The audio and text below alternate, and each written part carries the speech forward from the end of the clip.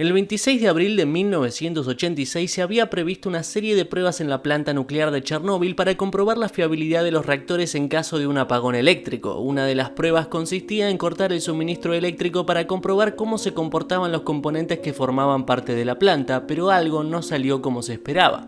Uno de los reactores nucleares explotó, provocando el mayor incidente nuclear de la historia de la humanidad, poniendo en riesgo a toda la población europea y a gran parte del mundo.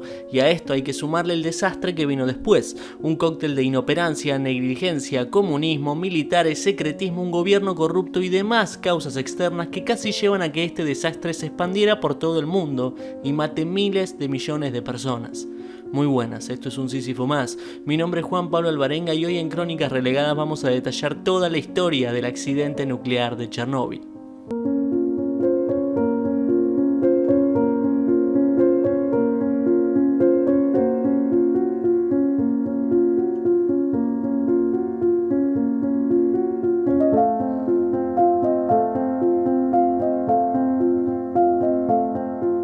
La central nuclear de Chernóbil, ubicada al sur de Bielorrusia y a unos 100 kilómetros de Kiev, había sido levantada a principios de los años 70 bajo la idea de ser una de las plantas atómicas más grandes del mundo. En apenas 6 años, la central había levantado 4 reactores que estaban entre los 10 más potentes del mundo y una ciudad en las cercanías llamada Pripyat, destinada a los trabajadores de la planta y a sus familias. Lo primero que hay que saber para entender por qué pasó el accidente nuclear es que toda esta infraestructura se hizo a las apuradas. Todo se realizó rápido por la famosa competencia científica que había en ese entonces entre la Unión Soviética y los Estados Unidos, en medio del marco de la Guerra Fría y del enfrentamiento entre dos modelos completamente distintos, el comunismo soviético contra el capitalismo yanqui. Todo este apuro sería el hincapié y favorecería a la enorme cadena de errores que llevarían al accidente nuclear. Танечка, иди сюда, быстрее, нас атомная горит. Ой, мать. Алло, это ВПЧ-2? Да. Что у вас там горит? Взрыв на главном корпусе, между 3 и 4. А там люди есть? Да. И люди есть, да? Да. Леонид Алексеевич. Да. Алло, 3 и 4 блок горит крыша в результате аварии взрыва. El día anterior a la explosión, los trabajadores de la planta bajo el mando del supervisor en jefe Anatoly Dyatlov comenzaron una serie de pruebas en la planta nuclear de Chernóbil para comprobar la fiabilidad de los reactores en caso de un apagón eléctrico. No se olviden de este detalle que es muy importante. Lo que hicieron específicamente a las 10 de la mañana fue empezar con la prueba reduciendo a la mitad la potencia del reactor. Pero debido a una serie de problemas externos, la prueba debió quedar en suspensión durante todo el día, pero decidieron dejar el reactor a mitad de potencia para poder retomar la prueba durante la noche. Ese mismo día, pero 10 horas más tarde, específicamente a las 23:04 horas, el turno nocturno tomó el mando de la prueba. El problema es que ninguno de los trabajadores del turno de noche estaban capacitados para llevar a cabo dicha prueba, pero el supervisor Dyatlov insistió en que podía hacerse sin problemas y que no iba a causar ningún riesgo. Mientras se realizaban los preparativos, saltaron todas las alarmas, pero Dyatlov hizo caso omiso e insistió a sus trabajadores a seguir adelante con la prueba. I raise power to 700. Comrade Dyatlov, I apologize, but what you're saying makes no sense. Raise the power. No. I won't do it. It isn't safe. See, if I say it's safe, and if the two of you disagree, then you don't have to work here, and you won't. Raise the power. I would like you to record your command. Raise the power.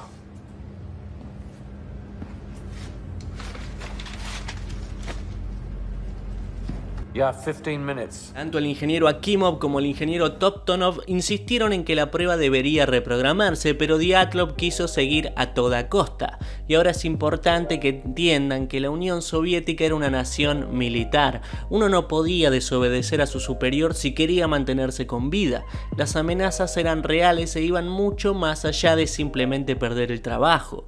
La verdad es que solo podemos especular qué pasó esa noche como para que ningún trabajador diera marcha atrás. Pero lo que sí se sabe es que la mayoría no quería continuar, pero por la insistencia del jefe Dyatlov la prueba siguió su rumbo, a pesar de las múltiples advertencias y los grandes riesgos que conllevaba. Y ahora vamos a intentar explicar de la forma más simple posible qué pasaba químicamente en el reactor justo antes de empezar la prueba. Les prometo que no hace falta ser ingeniero nuclear ni físico para entender. Básicamente, al haber dejado el reactor más de 10 horas a mitad de potencia, se empezó a generar un componente llamado xenón que se produce en bajas temperaturas. El tema es que con el reactor funcionando con normalidad, el xenón se quema y se evapora, pero estando a baja potencia y con poca temperatura, el xenón nunca se quemó, y si este componente no se quema se convierte en un veneno para el reactor, lo va enfriando, lo va envenenando y lo va desestabilizando poco a poco. Por ende, el problema es que antes de que se inicie la prueba, el reactor estuvo funcionando a muy baja potencia y a muy baja temperatura durante muchas horas. Una vez que el reactor está lleno de xenón, la única forma de subir la potencia de forma segura es hacerlo manualmente y paulatinamente, retirando las barras de seguridad que enfrían el núcleo. Este procedimiento debería de durar más de 24 horas. El problema es que Dyatlov quería hacer la prueba a toda costa, entonces ordenó subir la potencia del reactor. Esto llevó a que los ingenieros comenzaran a retirar las barras de seguridad del reactor. Específicamente, el reactor de Chernóbil tenía 211 barras y en cuestión de minutos los ingenieros retiraron 205, todo por ir a las apuradas.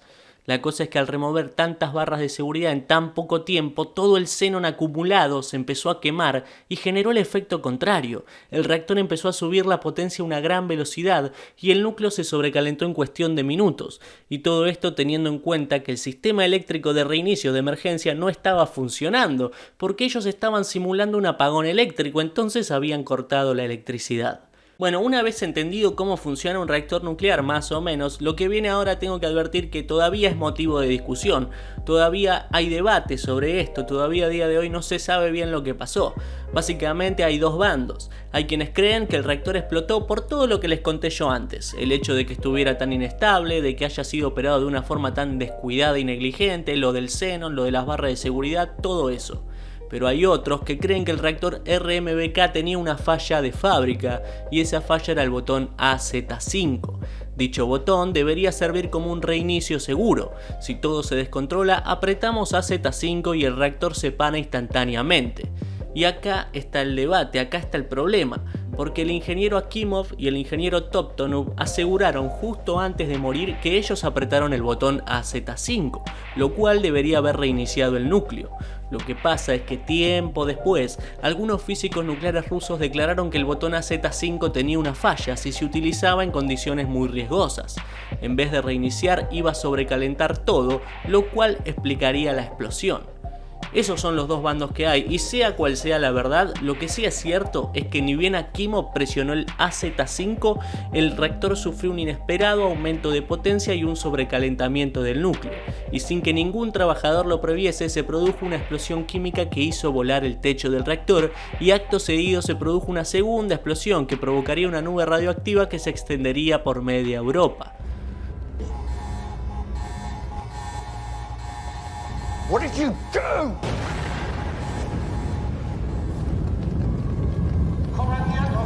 Pero la cadena de desastres no termina ahí, porque luego de la explosión el gobierno soviético se encargó de hacer todo como el orto, porque la mayor preocupación del Kremlin fue evitar las consecuencias mediáticas de lo ocurrido. Por lo tanto, ocultó información a la población e intentó contener el flujo de información hacia el exterior, algo que no le duraría mucho, porque las evidencias eran notorias. There has been a nuclear accident in the Soviet Union and the Soviets have admitted that it happened. The Soviet version is this. One of the atomic reactors at the Chernobyl atomic power plant near the city of Kiev was damaged, and there is speculation in Moscow that people were injured and may have died. The Soviets may have been fairly quick to acknowledge the accident because evidence in the form of mild nuclear radiation had already reached beyond the Soviet borders to Scandinavia. Suecia fue el primer país en detectar extraños niveles de radiación en el aire. A los pocos días lo siguió el Reino Unido y luego siguieron otros varios países europeos. Ante la presión, la Unión Soviética dio a conocer la explosión del reactor. Ahora, por culpa de esta política del secretismo, se tardó más de 36 horas en evacuar a la población de Pripyat.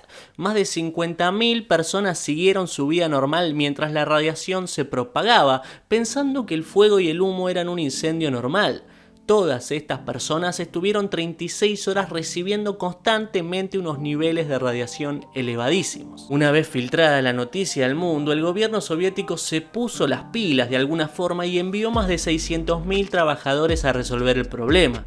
Estos trabajadores fueron conocidos como los liquidadores y realizaron una labor completamente heroica, casi digna de un mártir, sacrificando su integridad física y algunos directamente su vida, para salvar no solo a la Unión Soviética, sino a toda Europa de una posible segunda explosión, pero que esta vez sería termonuclear y 10 veces más dañina.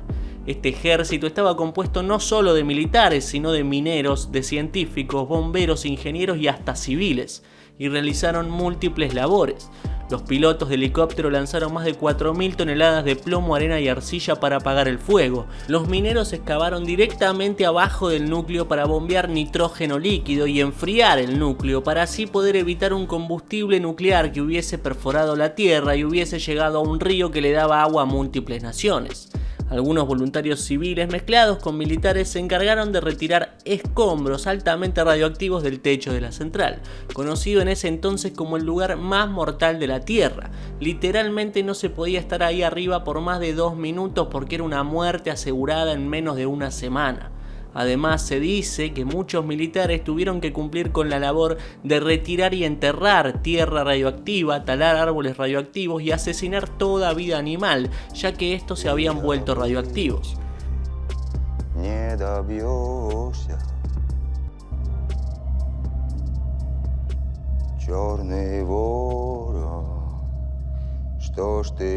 Solamente extinguir el fuego tomó más de 10 días y para ese entonces la nube radioactiva se había extendido por más de 142.000 kilómetros. Pero con apagar el fuego no alcanzaba, todavía quedaba un paso vital para evitar que la radiación se siga expandiendo. Entre las ruinas del reactor todavía quedaban restos de uranio y de plutonio que continuarían contaminando la atmósfera durante miles de años en caso de no ser contenidos. Para esto se organizaron más de 100.000 trabajadores con la tarea de crear un domo gigantesco que duraría unos 30 años, que en 2016 fue reemplazado por uno nuevo que debe durar unos 100 años. Ahora, sobre la cantidad de muertos que produjo este accidente no hay datos concluyentes, solamente se pueden hacer aproximaciones. La cantidad oficial quedó en 31. 4 trabajadores de la planta que se vieron envueltos en la explosión y 27 trabajadores y bomberos que estuvieron expuestos a demasiada radiación, pero se estima que el número real es de más de 100.000 personas que en los 30 años siguientes fallecieron por razones adjudicables a la radiación, la mayoría de ellos liquidadores o pobladores de Pripyat. También habría que contar cómo aumentaron exponencialmente los casos de cáncer por toda Europa y específicamente en el territorio antes considerado soviético. Y también hay que sumar otro número doloroso y es que se considera que más de 150.000 personas sufrieron algún tipo de discapacidad por culpa de la radiación. Ahora sí, esto fue un Sísifo más, espero que les haya gustado y de ser así que dejen un me gusta y un comentario y los esperamos la semana que viene.